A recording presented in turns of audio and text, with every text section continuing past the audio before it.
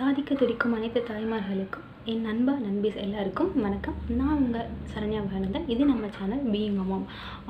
இன்றைக்கி நம்ம எதை பற்றி நான் ஷேர் பண்ணலாம் அப்படி சொல்லிட்டு டிசைட் பண்ணியிருக்கேன்னா வெயிட் லாஸ் ஜர்னி தான். ஸோ வந்துட்டு என்னோடய வெயிட் லாஸ் எப்படி இருந்ததுன்னா, ஸ்டார்டிங்கில் வந்துட்டு ஒரு பேபிக்கு ஒரு 6 மந்த் ஆகிற வரைக்குமே நம்ம கொஞ்சம் பொறுமையாக தாங்க இருக்கணும். ஏன்னா அவங்க அப்போ ஃபுல் நம்மளோட ஃபீடை டிபெண்ட் பண்ணி தான் இருப்பாங்க. ஸோ நம்ம அந்த டைமில் போய் நம்ம டயட்டை கம்மி பண்ணிட்டு சாப்பாடு கம்மி பண்ணிட்டு அப்படிலாம் இருக்கும்போது நமக்கே ஸ்ட்ரென்த் இருக்காது.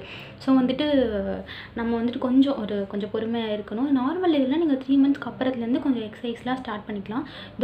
நான் சொல்கிறேன், நீங்கள் பண்ண வேண்டாம். நீங்கள் உங்களோட ஃபிசிஷியனை கன்சல்ட் பண்ணிட்டு என்னோட அட்வைஸை எடுத்துக்கோங்க. நான் உங்கள் ஃபிசிஷியன் கன்சல்ட் பண்ணிட்டு அப்புறம் நீங்கள் எந்த எக்ஸசைஸ் இருந்தாலும் பண்ணலாம். ஏன்னா வந்துட்டு அவங்க உங்கள் பாடி உங்களோட ஃபுல் அந்த மெடிக்கல் ஹிஸ்ட்ரி எல்லாம் அவங்களுக்கு தான் தெரியும். ஸோ வந்துட்டு நீங்கள் எந்த மாதிரி பண்ணலாம் எந்த மாதிரி பண்ணக்கூடாதுன்னு அவங்க உங்களுக்கு டீட்டெயிலாக சொல்லுவாங்க. எக்ஸசைஸ் பண்ணுறதா இருந்தால் கண்டிப்பாக உங்கள் ஆஃப்டர் டெலிவரிக்கு அப்புறம் உங்கள் ஃபிசிஷியனை கன்சல்ட் பண்ணிட்டு நீங்கள் எப்போ வந்து ஸ்டார்ட் பண்ணலாம் அப்படின்றத பண்ண. ஏன்னா எல்லார் பாடியும் ஒரே மாதிரி இருக்காது, எல்லாருக்கும் ஒரே கண்டிஷன் மாதிரி இருக்காது. ஸோ வந்துட்டு நார்மலாக இருந்தாலும் சரி சிசேரியாக இருந்தாலும் சரி எப்போ எக்ஸசைஸ் ஸ்டார்ட் பண்ணலாங்கிறது வந்துட்டு நீங்கள் உங்கள் ஃபிசிஷியனை கன்சல்ட் பண்ணிட்டு பார்த்துக்கோங்க. அப்புறம் வந்துட்டு டயட்டுன்னு வரும்போது நம்ம என்ன பண்ணலான்னா வந்துட்டு ஒரு 6 மந்த் வரைக்கும் நீங்கள் கொஞ்சம் ஓகே நீங்கள் இப்படி தான் இருக்கீங்க அப்படின்னாலும் நீங்கள் அதை பற்றி அவங்க ஸ்ட்ரெஸ் ஃப்ரீயாக இருங்க. நம்ம இப்படி இருக்கோம் நிறைய பேர் சொல்லுவாங்க, என்ன இப்படி ஆகிட்ட, இதுக்கு முன்னாடி எப்படி இருந்தால் அப்படிலாம் நிறைய பேர் சொல்லுவாங்க. நீங்கள் அதை தயவு செஞ்சு எடுத்துக்காதீங்க. ஏன்னா நம்ம வந்து பீஸ்ஃபுல்லாக இருக்கணும். நம்ம ஃபீட் பண்ணிருக்கோம். ஸோ வந்துட்டு நம்ம ஃபீடிங் வந்துட்டு நம்ம மைண்டோட சம்மந்தப்பட்டது தாங்க. நம்ம வந்துட்டு ஐயோ எனக்கு பால் பத்தலை, எனக்கு வரல அப்படின்னு நீங்கள் ஃபீல் பண்ண ஆரம்பிச்சிங்கன்னு வச்சுக்கோங்களேன், கண்டிப்பாக அது கம்மி ஆகும். ஏன்னா இது வந்து ஒரு ஃபிசிக்கல் மட்டும் கிடையாது, நம்மளோட சைக்கலாஜிக்கல் சம்மந்தப்பட்டது தான். ஸோ என்னோட பால் பாப்பாவுக்கு பத்தலை, என்கிட்ட கரெக்டாக ப்ரொடியூஸ் ஆகலை அப்படின்னு நீங்கள் எப்போ ஃபீல் பண்ணுறீங்களோ அப்போ உண்மையிலேயே அது கம்மியாக தான் அங்கே போகும். அதனால் நீங்கள் அப்படி நினைக்காதீங்க. ஃபுல் அண்ட் ஃபுல் பாசிட்டிவாக இருங்க. நம்மக்கிட்ட இருக்குது, என்னோடய பால் பாப்பாவுக்கு போதும் அப்படின்ற ஒரு மென்டாலிட்டி உங்களுக்கு வேணும். ஸோ வந்துட்டு அப்போது 6 மந்த் வரைக்கும் நீங்கள் கொஞ்சம் கண்ட்ரோலாக இருந்துக்கணும். அதுக்கப்புறம் நம்ம என்ன பண்ணலான்னா, இப்போ காலையில் மில்க் வந்துட்டு மெயினே வந்துட்டு கொஞ்சம் வெயிட் போடும். நம்ம வந்து டெய்லியும் மில்க் சாப்பிடணும் ஃபீட் பண்ணுறதுனால. ஸோ வந்து நம்ம நிறையா சாப்பிட வேண்டாம். இப்போது மார்னிங் ஈவினிங் அந்த மாதிரி 2-3 டைம் சாப்பிட்றதுக்கு பதிலாக ஏதாவது டேயில் ஒரு டைம் எடுத்துக்கோங்க. உங்களுக்கு எப்போ சாப்பிடணும்னு தோணுதோ அந்த நாளில் ஒரு டைம் எடுத்துக்கோங்க. மிச்ச டைம் உங்களுக்கு டீ சாப்பிடணும் அப்படின்னு நினைக்கும் போதெல்லாம் நீங்கள் வந்து முருங்கை பொடி ட்ரை பண்ணுங்கள். ட்ரஸ்ட் மீ, சூப்பராக இருக்கும். நான் ட்ரை பண்ணி பார்த்துருக்கேன் முருங்கை டீ. எப்படின்னா அது வந்து நம்ம மார்னிங் எம்டி ஸ்டொமக்கில் கன்சியூம் பண்ணலாம். ஈவினிங் பிஃபோர் பெட்டுக்கு முன்னாடி நைட் டைமில் கன்சியூம் பண்ணலாம். சூப்பராக இருக்குங்க.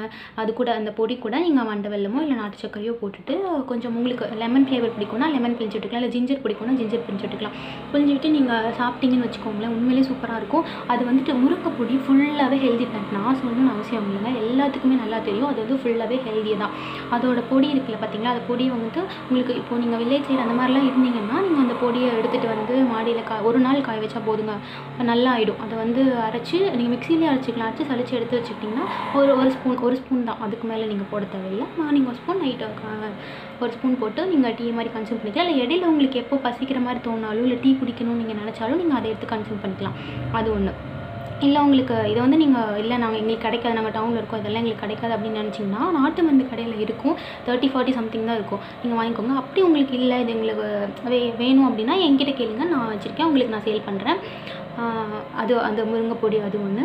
அப்புறம் நீங்கள் மார்னிங் பார்த்தீங்கன்னா வந்துக்கோங்களேன், இப்போ ஓட்ஸோ இல்லை பார்லியோ இருக்குது பார்த்தீங்களா, அது வந்துட்டு நீங்கள் மாவு மாதிரி அரைச்சி வச்சுக்கலாம். ஏன்னா நம்ம வீட்டில் நம்ம ஹவுஸ் ஒய்ஃப் அப்படி இருக்கும்போது வந்துட்டு மோஸ்ட்லி எல்லாத்துக்கும் டிஃபன் அந்த மாதிரி எல்லாத்துக்கும் இட்லியோ தோசையோ அந்த மாதிரி தான் பண்ணுவோம். ஸோ நமக்கு போய் புதுசாக ஒன்றும் பண்ணிகிட்டு இருக்க முடியாது. ஸோ அதுலேயே இப்போ அவங்களுக்கு இப்போ ஒரு தட்டில் இட்லி ஊற்றுறோன்னா அதிலே கீழே இருக்கிற தட்டில் நமக்கும் சேர்த்து இட்லி ஊற்ற போகிறோம். அதை நம்ம எப்படி டிஃப்ரென்ஷியேட் பண்ணிக்க போகிறோம்னா, இப்போ பார்லி அது கூட ஒரு உளுந்து போட்டு நீங்கள் அந்த மாவை அரைச்சி வச்சுக்கலாம். அப்படி இல்லாட்டி ஓட்ஸ் அது கூட ஊற வச்சு உளுந்து போட்டு அது ஒரு மாவை அரைச்சி வச்சுக்கலாம். ஏன்னா பார்லி வந்துட்டு 1/2 கப் தாங்க ஒரு நாளைக்கு கன்சியூம் பண்ணணும், ரொம்ப கன்சியூம் பண்ணக்கூடாது. அது வந்து நீர் வந்துட்டு எடுக்கும்.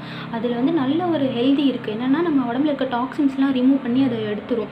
ஆனால் வந்து அதை ஓவராக கன்சியூம் பண்ணக்கூடாது. ஒரு நாளைக்கு 1/2 கப் அந்த மாதிரி அளவு தான். நீங்கள் வந்து மார்னிங் அதை கன்சியூம் பண்ணணும்னு நினச்சிங்கன்னா ஒரு 2 இட்லி 3 இட்லி அதில் அந்த மாவில் வர மாதிரி சாப்பிட்டுக்கோங்க.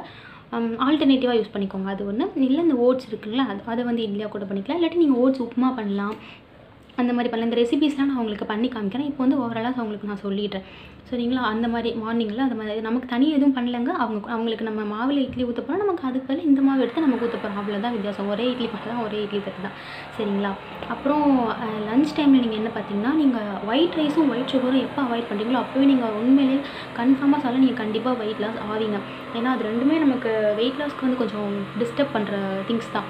ஸோ நம்ம லஞ்சுக்கு என்ன எடுத்துக்கலாம்னு பார்த்தீங்கன்னா, ஒயிட் ரைஸ்க்கு பதிலா ஆல்டர்னேட்டிவாக நம்ம இந்த சிறுதானியங்கள்லாம் நல்லா எடுத்துக்கலாம். நான் வந்துட்டு ஏன்னா ரேட் கம்மியாக தான் வாங்கணும்.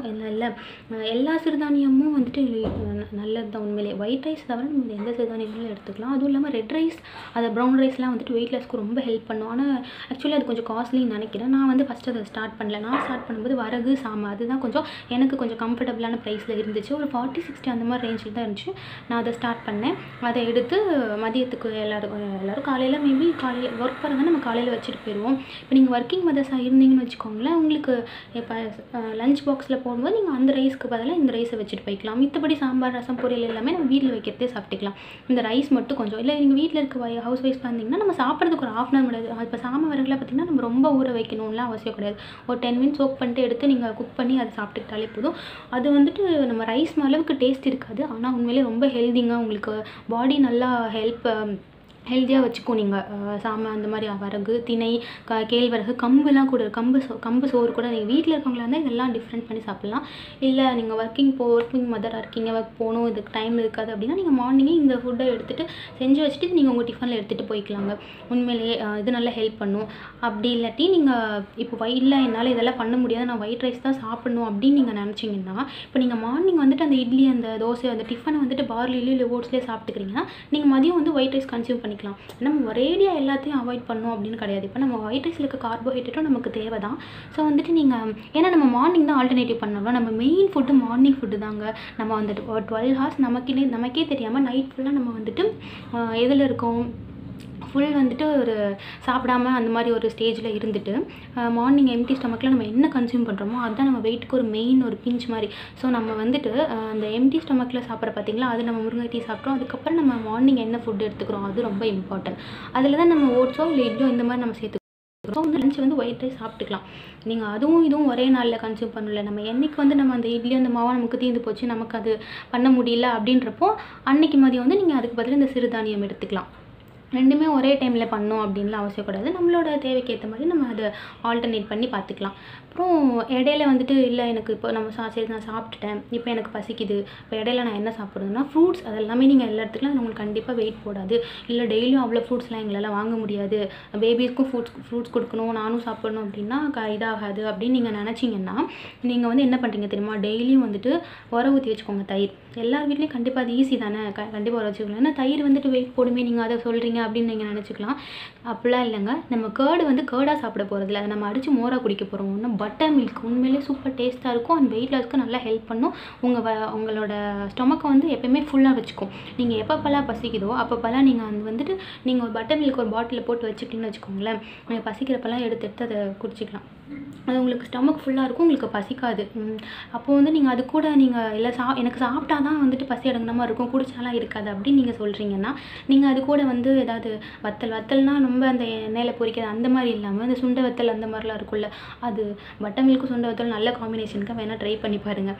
அந்த மாதிரி இருக்கும். உங்களுக்கு அப்படி ஆல்டர்னேட்டிவாக உங்களுக்கு என்ன பிடிக்கும். இல்லாட்டி நடக்கல்ல பருப்பு இருக்குது பார்த்தீங்களா, எனக்கு கொஞ்சம் சீப்பாக தான் இருக்கும், ஆனால் அது உண்மையிலே டேஸ்ட்டாக இருக்குங்க. மசாலாக்கெல்லாம் சொல்லுவாங்க பார்த்தீங்களா, நான் வந்து அப்படி தான் ட்ரை பண்ணுவேன். பட்டர் மில்க் கூட அதை வச்சு கொஞ்சம் நான் வந்து இந்த காம்பினேஷனில் கொஞ்சம் காமெடியாக தான் ட்ரை பண்ணுவேன். பட் எனக்கு நல்லா தான் இருக்கும். உங்களுக்கு ஓகேனா நீங்கள் ட்ரை பண்ணுங்கள். Mainly butter milk. இந்த மாதிரி இடையில உங்களுக்கு பசிக்கிற டைமில் நீங்கள் ஃப்ரூட்ஸ் எடுத்துக்கலாம். ஃப்ரூட்ஸ் முடியலன்னா அந்த பட்டர் மில்க் சாப்பிட்டுக்கலாம். நெக்ஸ்ட்டு வந்துட்டு டின்னர் பார்த்தோம்னா நம்ம வந்துட்டு டின்னரும் வந்துட்டு ஒரு இம்பார்ட்டன்ட் தான். ஏன்னா நம்ம அதுக்கப்புறம் ஃபுல்லாக எம்டி ஸ்டொமக்காக தான் இருக்க போகிறோம். இப்போ இட்லியோ மெயின்லி நீங்கள் நைட் வந்து ரைஸ் சாப்பிடக்கூடாது, ஒயிட் ரைஸ் சாப்பிடக்கூடாது. அதுக்கு பதிலாக நீங்கள் என்ன வேணாலும் எடுத்துக்கோங்க. எல்லாமே வந்துட்டு ஒரு கம்மியான ஒரு அளவுக்கு. இப்போ வந்து நீங்கள் 6 இட்லி சாப்பிட்ற பர்சனாக இருந்தால் 3 சாப்பிட்லாம். அந்த மாதிரி எல்லாமே 50-50 குறைச்சிக்கலாம். ரொம்ப குறைக்கணும்னு அவசியம் கிடையாது. ஏன்னா நம்ம ஃபீட் பண்ணுறப்போ கண்டிப்பாக நமக்கு பசி எடுக்கும். ஸோ வந்துட்டு நீங்கள் என்ன தெரியுமா, நமக்கு வந்து மோஸ்ட்லி நமக்கு என்ன பசிங்கிறதே நமக்கு டிஃப்ரென்ஷியேட் பண்ண தெரியாது. சில பேர் என்ன பண்ணுவாங்கன்னா பசிக்கிற மாதிரி இருக்கும் போய் சாப்பிடுவாங்க, ஆனால் வந்து அது மோஸ்ட்லி நமக்கு வந்து அது தண்ணி குடிக்கிற அந்த ஃபீலாக தான் இருக்கும். அதோட ஃபீலிங்கே நம்மளால் டிஃப்ரென்ஷியேட் பண்ண தெரியாமல் தான் நிறைய பேர் சாப்பிட்டுட்டே இருப்போம் நம்ம அதிகமாக. உங்களுக்கு ஃபஸ்ட்டு நீங்கள் பசின்னு வச்சுக்கோங்களேன், மெயினாக நீங்கள் போய் என்ன பண்ணிடுறீங்க, போய் தண்ணி குடிங்க. அதுக்கப்புறமும் உங்களுக்கு பசிச்சுன்னா சரி ஓகே நீங்கள் போய் சாப்பிடலாம், இது நம்ம சாப்பிட பசிதா அப்படின்னு உங்களுக்கு நல்லாவே தெரியும். இல்லை நீங்கள் தண்ணி குடிச்சிட்டு உங்களுக்கு அது ஓகே ஃபில் ஆயிடுச்சுன்னா போதுங்க, வந்துடுங்க. அதே மாதிரி நம்ம மெயின்லி வந்துட்டு நம்ம ஒரே இடத்துல உட்காந்துட்டே இருக்கக்கூடாது. அதுக்கப்புறம் ஜங்க் ஃபுட் சாப்பிடக்கூடாது. இந்த மாதிரி ஒரு 2-3 விஷயம் தான். நம்ம என்னடா டெலிவரி முடிச்சிட்டோம், ரெஸ்ட் எடுக்கலாம் அப்படின்னு பார்த்தா ஒரே இடத்துல உட்காரக்கூடாது சொல்கிறீங்களே அப்படின்னு நீங்கள் நினைக்கலாம். பட் வந்துட்டு நீங்கள் வந்துட்டு ஒன்றும் இதுக்காக ஸ்ட்ரகிள் பண்ணி போவேண்ணா. குட்டி பாப்பா குட்டி தம்பி இருப்பாங்களே, அவங்க கண்டிப்பாக நம்மளை உட்கார விட மாட்டாங்க. அவங்க தூங்குற டைம் தவிர மித்த டைம்லாம் உட்காந்துட்டே இருந்தால் அவங்களுக்கு கண்டிப்பாக போர் அடிக்கும். நம்மளை நடந்துட்டே சில என்னோட தம்பிலாம் என்ன பண்ணுவான்னா என்னை நடந்துகிட்டே இருக்க சொல்லுவான். ஸோ வந்து எனக்கு ஃபஸ்ட்டு ஸ்டார்டிங்கில் என்னடா டயர்டாக இருக்கே அப்படின்னு தோணுச்சு. வீட்லேயும் எல்லோரும் மாற்றி மாற்றி நடப்பாங்க. பட் அவங்க இல்லாத டைமில் நான் வச்சுட்டு நடந்துட்டுருப்பேன். அப்போ எனக்கு தோணும், சரி நம்ம ஏன் இதவே நம்ம இப்படி நினச்சி இருக்கக்கூடாது அப்படின்னு சொல்லிட்டு, சரி நம்ம வெயிட் லாஸ் பண்ணுறோம், சரி நம்ம இது நடக்கிற மாதிரி இருக்கட்டுமே. அப்போ நான் என்ன பண்ணுவேன்னு வச்சுக்கோங்களேன், ஹாலில் வந்து 2 சேர் போட்டுப்பேன். போட்டு இப்படி 2 சேர் போட்டுட்டு ஈஸ்ட் வெஸ்ட் அந்த மாதிரி சேர் போட்டுட்டு நான் அதில் 8 போடுவேன். நம்ம 8 போட்டு பெயிண்டில் போட்டு அந்த மாதிரிலாம் நமக்கு செட் ஆகாது. ரொம்ப அது சில பேர் வந்து ரெண்ட் ஹவுஸ்லாம் இருப்பாங்க, அதெல்லாம் நம்ம பண்ண முடியாது. ஸோ அந்த சேரில் வந்து 8 மாதிரி போட்டுட்டு இப்போ தம்பி நடக்க சொல்கிறப்பெல்லாம் நான் அதில் நடப்பேன். உண்மையிலேயே அது எனக்கு பெஸ்ட் ரிசல்ட் கொடுத்துச்சுங்க. நீங்கள் வாக்கிங்கிறது உங்களுக்கே தெரியாமல் அது கண்டிப்பாக உங்களுக்கு ரிசல்ட் கொடுக்கும். ஒரு 2 months அந்த மாதிரி டைம் எடுக்கும், அதுக்கு உடனே கொடுக்காது. ஸோ நம்ம வந்துட்டு இப்போ டயட்டாக இருந்தாலும் சரி, வாக்கிங்காக இருந்தாலும் சரி, எதுவுமே ஒன்றா பண்ணும்போது நமக்கு கொஞ்சம் லேட் ஆகும். இதெல்லாம் நீங்கள் சேர்த்து வச்சு பண்ணுறீங்கல்ல, உங்களுக்கு கண்டிப்பாக ரிசல்ட் கொடுக்கும். எனக்கே நான் வெயிட் லாஸ் பண்ணிருக்கேன் அப்படின்றதே ஒரு 3 monthsக்கு அப்புறம் தான் எல்லோரும் சொல்லும் போதும் எனக்கே தெரிய ஆரம்பிச்சிச்சு. என்னோட பழைய ட்ரெஸ்லாம் எனக்கு எப்போ பற்ற ஆரம்பிச்சோ அப்போ நானே ஃபீல் பண்ணேன், ஓகே நமக்கு ஆகுது அப்படின்னு சொல்லலாம். என்ன அப்போ எதனால் அப்படி ஆகுதுன்னு நான் எல்லாத்தையும் ரீகலெக்ட் பண்ணி பார்க்கும்போது தான் தெரிஞ்சு. ஸோ நம்ம ஓகே இதெல்லாம் நம்ம பண்ணியிருக்கோம் அதனால அப்படி சொல்லிட்டு எனக்கு வந்து புரிஞ்சாச்சு. ஸோ வந்துட்டு நீங்கள் அந்த மாதிரி ட்ரை பண்ணுங்கள். எப்படினாலும் நம்ம தம்பியோ பாப்போ தூக்கி நடக்க போகிறோம், அதை நம்ம இப்படி நடந்தால் நமக்கும் யூஸ் ஆச்சு, அவங்களுக்கும் யூஸ் ஆச்சு. சரி 8 போட்டு பாருங்கள். இல்லை என்னால் அதெல்லாம் போட முடியாது, எங்கள் ஹால் அவ்வளோ பெருசு இல்லை, குட்டி தாங்க அப்படின்னு நீங்கள் நினச்சிங்கன்னா ஒன்றும் பிரச்சனை இல்லை. நீங்கள் சும்மா நடக்கலாம். உங்களால் எங்கே நடக்க முடியுமோ அவ்வளோ தூரம் இப்படி போயிட்டு நமக்கு மெயின் வந்து நடக்கணும், ஒரு இடத்துல உட்காரக்கூடாது, அவ்வளோதாங்க. அது வந்து நம்மளாக பண்ண போகிறது இல்லை, நம்ம பாப்பாக்காகவும் தம்பிக்காகவும் சேர்த்து வச்சு பண்ண போகிறோம், அவ்வளோதான் வித்தியாசம். ஸோ நமக்கும் யூஸ், அவங்களுக்கும் யூஸ்.